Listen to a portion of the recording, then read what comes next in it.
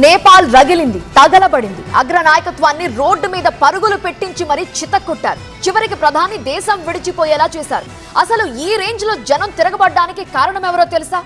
యువతతో ఉద్యమ స్ఫూర్తిని రగిలించిన ఆ ఇద్దరు ఎవరో తెలుసా? నేపాల్లో జెన్జీ ఉద్యమాన్ని శక్తివంతంగా నడిపించింది ఇద్దరు. ఆ ఇద్దరే బాలెన్ షా, సుడాన్ గురుంగ్. ఈ ఇద్దరు యువతకు స్ఫూర్తిగా నిలబడ్డారు. బాలెన్ షా అసలు పేరు బాలేంద్ర షా. ఖాట్మాండు మేయర్ గా పనిచేస్తూ రాజకీయ సంస్కరణలకు చిహ్నంగా మారారు. ఒకప్పుడు under ground hip hop wrapper గా గుర్తింపు పొందిన ఆయన తన పాటల ద్వారా సామాజిక అసమానతలను ఎండగట్టారు. 2012లో విడుదలైన సడక్ బాలక్ పాటతో యువతను ఆకర్షించారు. 2022లో స్వతంత్ర అభ్యర్థిగా ఖాట్మాండు మేయర్ ఎన్నికల్లో విజయం సాధించి సంచలనం సృష్టించారు. సాంప్రదాయ రాజకీయ వ్యవస్థలకు వ్యతిరేకంగా ఆయన నిలబడడం యువతను బాగా ఆకర్షించింది.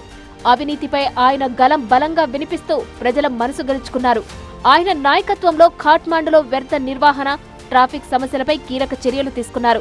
జెన్జీ ఆకాంక్షలకు అద్దం పట్టేలా బాలెన్ షా ఉద్యమాన్ని నడిపించారు. ఇక సుడాన్ గురుంగ్ వయసు 36 ఏళ్లు. హామీ నేపాల్ అనే స్వచ్ఛంద సంస్థ అధ్యక్షుడిగా ఉన్నారీయన. 2015 భూకంపం తర్వాత సహాయక కార్యక్రమాల్లో గురుంగ్ చురుకైన పాత్ర పోషించారు. ఆ సమయంలో విదేశీ నిధులు, విరాళాల సమీకరణలో ఆయన కీలకంగా వ్యవహరించారు. భూకంపం, వరదలు, కొండచర్యల వంటి విపత్తుల సమయంలో అత్యవసర సామాగ్రి సరఫరా చేశారు. 2015 భూకంపంలో తన బిడ్డను కోల్పోయిన గురుంగ్ ఆ బాధ నుంచి కోలుకునేందుకు సామాజిక కార్యకర్తగా మారారు. ఆయన సంస్థ హామీ నేపాల్ యువతను సమీకరించి నిరసనలను నిర్వహించడంలో ప్రముఖ పాత్ర పోషించింది. సామాజిక మాధ్యమాల ద్వారా నిరసనలకు పిలుపునిచ్చి విద్యార్థులను సంఘటితం చేశారు. విద్యార్థులు తమ యూనిఫామ్లతో, పుస్తకాలతో నిరసనలకు హాజరవ్వాలని ఆయన సూచించారు. అహింసాయుత నిరసనల ద్వారా ప్రభుత్వంపై ఒత్తిడి తెచ్చేలా ఆయన ప్రణాళికలు రచించారు. గురుంగ్ నాయకత్వం జెన్జీ ఉద్యమానికి దిశానిర్దేశం చేసింది. అవినీతి, అణిచివేతలకు వ్యతిరేకంగా ఆయన చేసిన కృషి యువతను ఏకం చేసింది.